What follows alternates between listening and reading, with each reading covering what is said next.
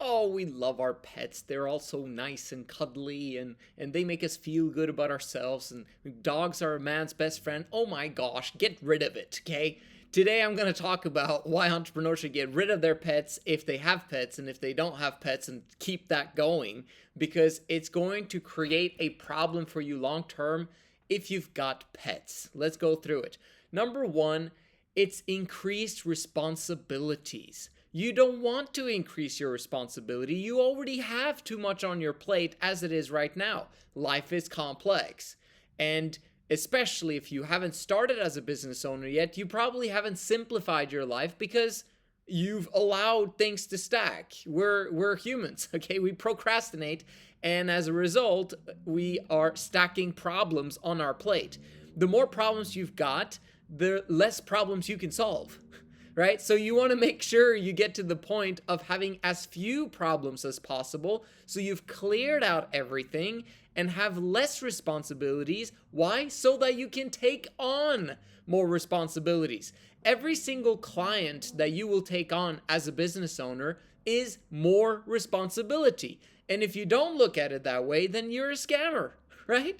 If you don't care about your clients because, well, you're being irresponsible. And as if you're irresponsible, then you're not really going to have a business long term. So understand it. When you've got pets, you are now taking on a responsibility, making you less responsible when you are trying to build a business. Secondly, they cost money. Did you know that? You got to feed them. You got to make sure you have the right equipment for them. You got to make sure that they're trained. You got to make sure that this, that, and the other, they cost money, yes, but they also cost attention and energy. Sometimes you forget that, oh yeah, I needed to pick up dog food. Oh yeah, I need to pick up litter for the cat. Oh yeah, I needed to do this. And then sometimes they get sick. Did you know that? Yes, they're animals. Humans and animals tend to get sick sometimes.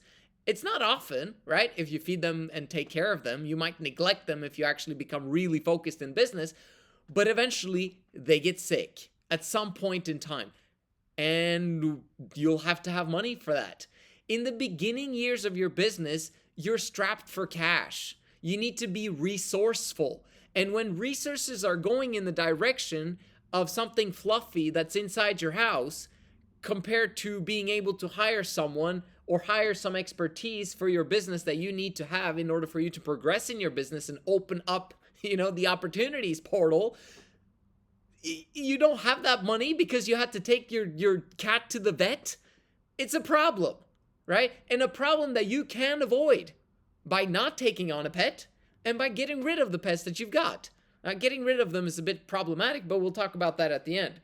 Okay, so the more friendly the pet is, the more of a problem it is, right? The bigger the pet is, the more problem it is as well.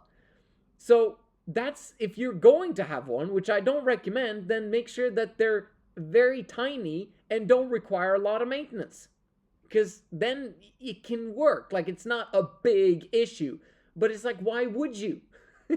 if you can have it as part of your dream picture at some point in the future, you can have pets. You can have as much pets as you want because you can outsource the work and the responsibilities while getting the benefits, right? So that's kind of how it looks like. And there are exceptions to the rule. I've written some down. And it's okay, if you plan to work at a zoo or start a zoo, maybe you need to get some experience with animals, right? Or if you plan to have a huge social media account that centers around friendly tigers or friendly bears or something like that, yeah, okay, maybe you should have an animal, okay? But if not, don't, because it's going to ruin your consistency, it's going to ruin what you're trying to build. And the hardest time in business is always going to be the beginning phase of your business. And that is the time when people are doing the dumbest mistakes. And one of those examples are having animals. I can tell you one, because I got 2 cats. Okay, I'm speaking from experience here. This is not just me, oh, you should avoid all loving things. No, I have a family. I have a wife. I've got 3 kids. And guess what? They need cats. Okay, so we had our cat, and we got it 5 years ago when we arrived here, and it was a street cat, and so it needed to be taken care of, and vaccines and shots, blah, blah, blah, everything that needed to happen in order for it to be healthy and not have issues. And then so several years go by, it disappears. And now, like, we have to find this cat. And I'm like early in the morning, in the middle of the night, I'm like outside, like trying to freaking find this cat. And okay, so 2 weeks go by, and we've been trying and trying and trying. Do you think I got a lot of business done during that time frame? Not really. Okay, and my child, like he comes up with the plan, yada yada. Long story short, he returns. Okay, now a few days before the cat returns, and and if you want to know how to make a cat return, but you won't because you're not having a cat, right? We needed to get another cat for my wife because she's like, oh, I need something. I needed an animal because, we're not going to have any more kids at this point in time. So what happens? Well, we go and try and get another cat. And so we went and got the cat. And then once we got the cat, a few days later, we got the second cat. So now we got 2 cats, okay? And the second cat, or actually the first cat, he got sick as well. And we had to take him to the vet. And the vet is like, she's trying at all costs to avoid putting the cat down, okay? Like killing the cat. I don't want to kill the cat either, and the kids would be completely devastated if we did. So it's like hard to get rid of it. Do you see what I'm saying? In the early days of your business, be very wary of taking on that responsibility. And lastly, okay, don't get a girlfriend.